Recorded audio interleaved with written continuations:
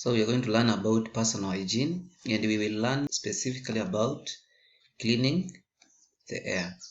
So what are some of the materials that we need when we want to clean our hair? So I said our number one material or item that we need water.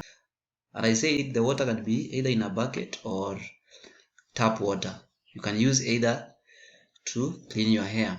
I said you need soap. I said the soap can be either bar soap or liquid soap.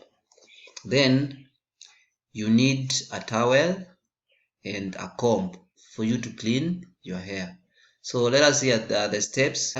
There are steps that you need to follow.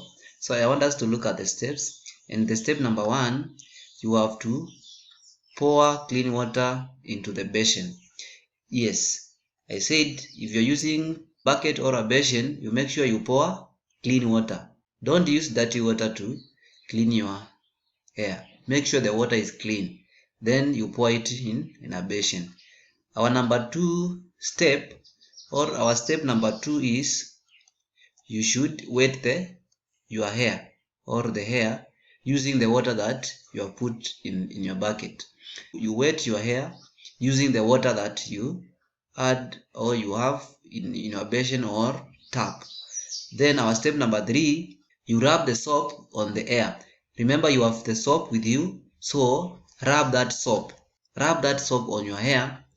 Then our step number four will be, after rubbing the soap on your hair, now rinse the hair using clean water again to remove the soap that you had applied.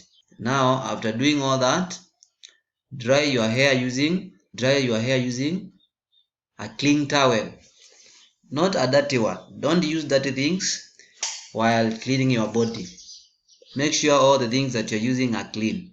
Then our step number six is comb or brush the hair. You make sure your hair looks nice by combing it.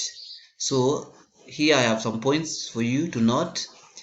Our point number one that I want you to note is that the hair can get dirty from your sweat, the oil that you apply, and dust. And that dirty hair can have lice.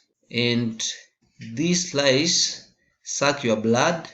They suck our blood and can cause wounds.